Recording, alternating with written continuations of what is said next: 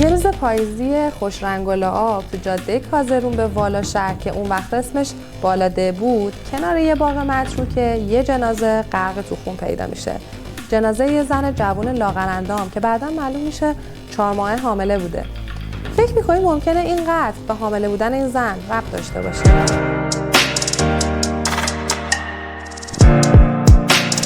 سلام به دوستای عزیز کانال کارگاه اسمیت، امیدوارم که خوب و خوش باشین. امروز قراره برامون راز یک قتل هولناک برملا بشه. ولی قبلش بهتون بگم شاید باورتون نشه که کامنت جذاب یه مخاطب کانال ما رو وادار به تحقیق در مورد پرونده‌های جنایی شبیه به هم در داخل و خارج ایران کرد. اونم چه شباهت‌های عجیب و غریبی. لایک و سابسکرایب و کامنت هم دیگه نگم براتون که خودتون میدونین. داستان ایرانیمون از اون جایی شروع میشه که یه دختر 18 ساله توی یه روستایی نزدیک کازرون دوون میاد پیش مادرش و یه چیزی در گوش مادر میگه که برق از سه‌فاز مادر بدبخت میپره. به نظرتون دختره چه جنایتی کرده که اینقدر دست و پاشو گم کرده بود؟ هیچی والا. نرگس که 5 ماه پیش با ابراهیم عقد کرده و قرار بوده بعد از پایان خدمت ابراهیم رسما باهاش عروسی کنه، حامله شده بود. چیزی که اساساً خلاف رسوم جامعه به شدت سنتی اون روزای دهه 60 ایران و روستای سنتی‌تر دادگاه نرگس بود. مادر نرگس بعد از اینکه یه آبغند غلیظ و گلاب بهش میدن، میفرسته دنبال خاله نرگس که بیاد ببینن چه گلی باید به سرشون بگیرن. خاله توبا که عاقل زن ده بود میاد و اوضاع رو آروم میکنه و میگه موضوع رو جمع و جور میکنم، فقط هر چیزی میگم مو به مو انجام بدین و خبر این رسوایی هم بین ما 3 نفر بیرون نره. این داستان رو تا اینجا داشته باشین. حالا وقتشه بریم به سال 2004 تو ایالت کنتاکی آمریکا و سراغ دختری رو بگیریم که داستان زندگیش به شکل عجیبی به نرگس شباهت داره. اشلی لیون. اشلی دختر 18 ساله داستان جنایی امروز ماست که با خانواده‌اش تو شهر اسکات زندگی میکنه. خانواده همدل و مهربون که همیشه حامی بچه‌هاشون بودن. یه روز سرد زمستونی اشلی خانواده‌اش رو جمع میکنه و با حس عجیبی از خوشحالی و ناراحتی 2 تا خبر، یکی بد و دومی خوب بهشون میده. اول اینکه رابطش با دوست پسرش راجر که دوست خانوادگیشون هم بود تموم شده و دوم که 5 ماه حامله است. اشلی از خانواده‌اش میخواد مثل همیشه حامی اون باشن تا بتونه پسرش رو به دنیا بیاره. برخلاف اشلی که خانواده‌اش بهش قول همه جور حمایتی میدن تا بچه‌ش رو به دنیا بیاره، خانواده نرگس که به حاملگیش به چشم رسوایی نگاه میکردن تلاش میکنن به سرعت ابراهیم رو بکشونن ده تا بساط عروسی رو زودتر برپا کنن.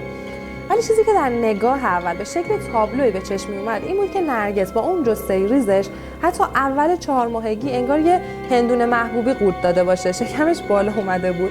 موضوعی که باعث شد همون روز توبا راه بیفته سمت مخابرات کازرون که به ابراهیم زنگ بزنه. تماس‌های مکرر با پادگان ابراهیم که سمت سومار بود به نتیجه نمیرسه و اپراتور تلفن پادگان میگه ابراهیم رفته مأموریت تو منطقه جنگی.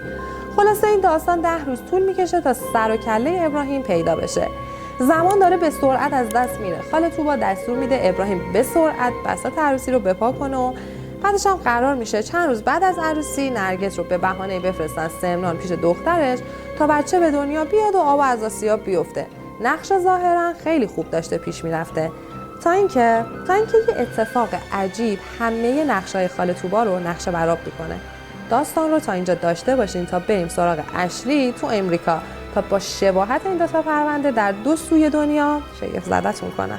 یکم باید برگردیم عقب به زمانی که اشلی و راجر تازه دوست شده بودن، یعنی حدود 2 سال قبل از بارداری اشلی. اینجا به اسم دختر برمیخوریم، دختری که برعکس اشلی و راجر متعلق به خانواده سطح پایین شهر بود. دختری به اسم دینا که ظاهرا با اشلی دوست و همکلاسی بودش، ولی بر اساس نوشته‌هایی که بعداً تو دفتر خاطرات اشلی کشف شد ظاهرا بهش حسادت می‌کرده، موضوعی که دوستای مشترکشون هم تایید می‌کردن. اسم دینا رو یادتون باشه چون بعداً متوجه میشیم برنامه‌هایی تو سرش بوده که داستان جالب میکنه که به وقتش براتون میگم. اینم بگم فردای روزی که راجر و اشلی رسما اعلام میکنن که کات کردن، دینا با راجر تماس میگیره و از تمام قدرت زنانگیش برای جذب راجر استفاده میکنه، ولی اینکه موفق میشه اغواش کنه یا نه باشه تا بقیه داستان نرگس رو براتون تعریف کنم. یه داستان اعجاب انگیز با شباهت‌های عجیب به داستان اشلی. بالاخره خبر میرسه که ابراهیم صبح با مینیبوس رسیده ده. خاله توبا و نرگس و مادرش میشینن حرفاشون رو یکی میکنن که وقتی ابراهیم اومد سر و ته داستان رو سری هم بیارن و قضیه رو به ابراهیم شیرفهم کنن تا زمان بیشتر از این از دست نره. ولی تا ساعت 4 بعد از ظهر هیچ خبری از ابراهیم نمیشه. خاله طوبا یکی رو میفرسته دنبال ابراهیم و قبلش واسه اینکه خونه خلوت بشه به دختر خودش نیره میگه برو خونه خودش رو بار بذار و برنج خیس کن تا من بیام. نیره که به نظرش قضیه بودار میاد خدافظی میکنه ولی از راه پله میره پشت بوم تا از ماجرا سر در بیاره. قبل از اومدن ابراهیم لازمه بدونین که نیره و ابراهیم از بچگی با هم بزرگ شده بودن و نیره از همون وقتا خودش رو زن ابراهیم میدونسته. ولی ابراهیم توی یه چرخش عجیب به خانواده‌اش میگه برن خواستگاری نرگس.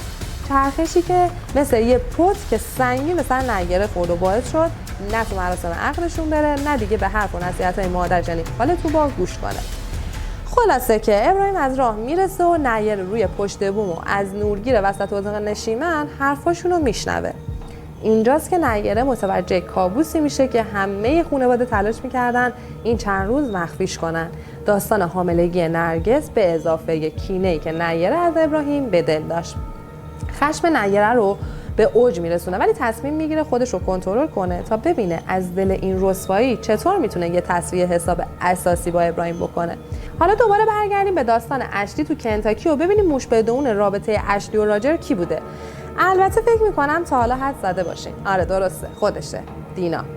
براتون گفتم که فردا یه جدایی اشلی و راجر دینا با راجر تماس میگیره. حالا شاید فکر کنین راجر به خاطر غم و غصه کات کردن با اشلی فوری جواب منفی داده. اگر اینطوری فکر کردین سخت در اشتباهین. راجر نه تنها وارد رابطه با دینا میشه بلکه به سرعت رابطهشون به یه رابطه عمیق و عاشقانه تبدیل میشه. دینا که به آرزوش رسیده بود حالا فقط یه مانعی باقی مونده جلوی خودش میدید که لازم بود به سرعت از سر راه ورش داره. بچه‌ی بیگناهی که هنوز به دنیا نیومده بود. پسر راجر و اشلی. حالا لازم برگردیم به 1 ماه قبل، یعنی زمانی که اشلی خانواده‌اش رو از قطع رابطه با راجر و حاملگیش با خبر کرد. دختر ساده دل داستان ما تصمیم میگیره توی رستوران جشن کوچیکی برگزار کنه و خانواده راجر رو دعوت کنه تا خبر نوه‌دار شدنشون رو بهشون بده. ولی اون نمیدونست چه سرنوشت ترسناکی منتظرشه. فکر میکنم حد زدین که نقش دینا رو تو پرونده نرگس کی بازی میکرد. آفرین، خودشه، نیره. براتون گفتم که نیره از نورگیر سقف نشیمن سیر تا پیاز ماجرا رو میشنوه و همونجاست که یه فکر شیطانی به ذهنش میرسه.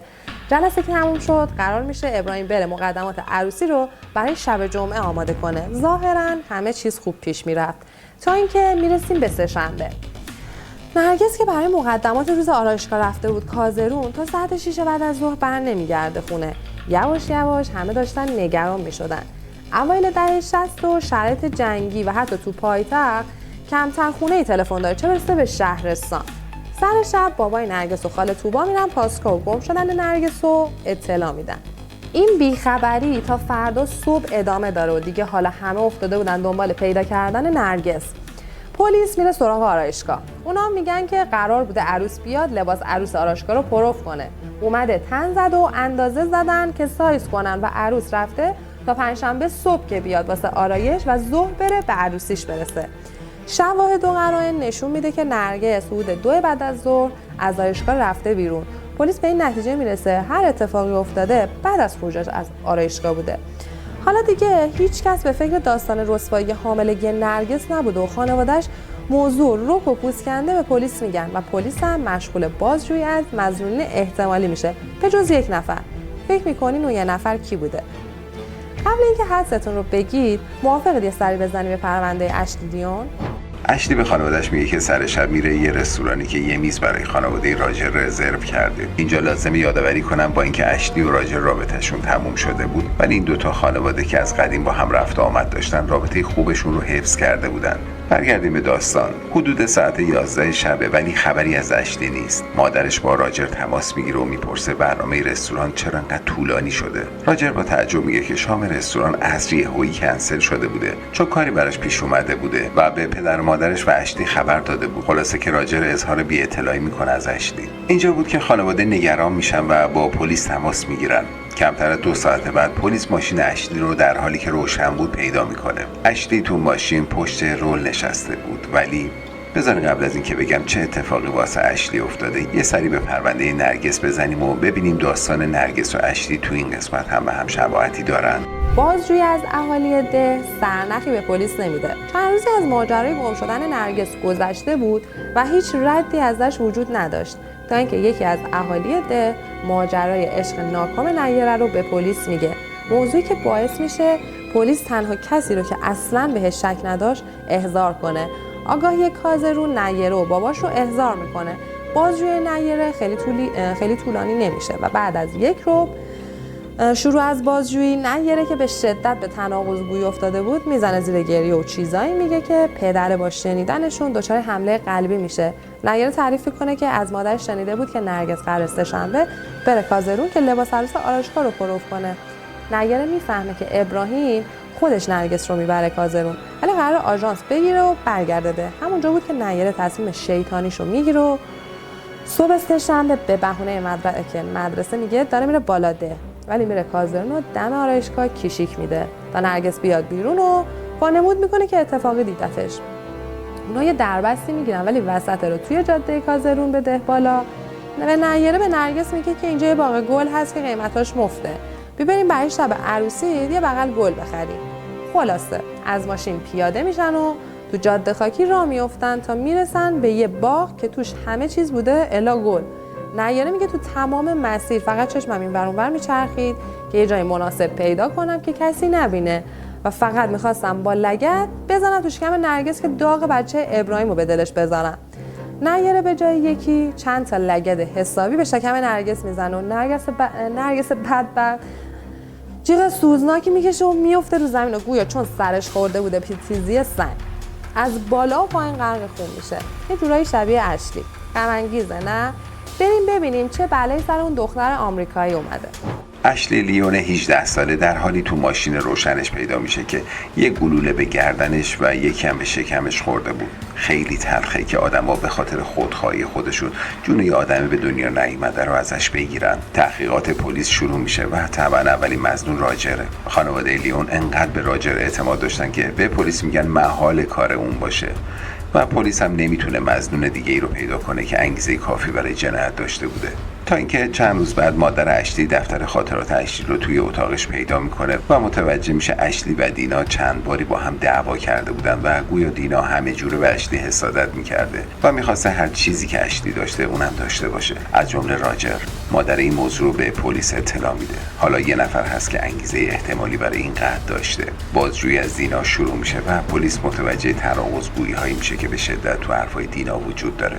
ادامه داستان رو من براتون تعریف میکنم. بازجویی فنی پلیس ادامه پیدا میکنه و نهایتاً پای برادر دینا هم به ماجرا باز میشه و معلوم میشه راجر اون پسر سربراه و خجالتی که نشون میداد نیستش. البته وسوسه اصلی برای از بین بردن بچه اشلی رو دینا به جون راجر انداخته بود، چون فکر میکرده احتمالاً یه روزی راجر به خاطر بچه‌ش هم که شده به اشلی برمیگرده.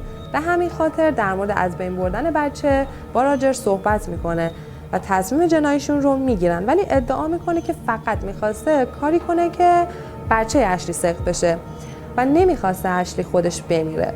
خلاصه با اعترافات برادر دینا که اسلحه رو تهیه کرده و رسونده به راجر، معلوم میشه راجر رفته به طرف ماشین اشلی و همین که اشلی شیشه رو داده پایین 2 تیر به شکم و گردنش شلیک کرده. این سمت هم نیره میگه چون خونریزی نرگس زیاد بود و از حال رفته بود انقدر ترسیدم که پا به فرار گذاشتم و برگشتم ده و خودم رو تو اتاق حبس کردم. بعدن تو گزارش پزشکی قانونی در مورد نرگس اینطور اومده که علت طامع مرگ خونریزی شدید بوده و نرگس تا نیمه های شبم زنده بوده و اگه حتی به یک درمونگاه میرسید نمیمرد. دوستای عزیزم، داستانای دردناکی بودن نه؟ واقعا آدمیزاد چطور میتونه انقدر خودخواه باشه؟ شباهت‌های پرونده قتل اشلی و نرگس باعث شد تا این 2 پرونده بشن موضوع این برنامه که امیدوارم براتون جذاب بوده باشه.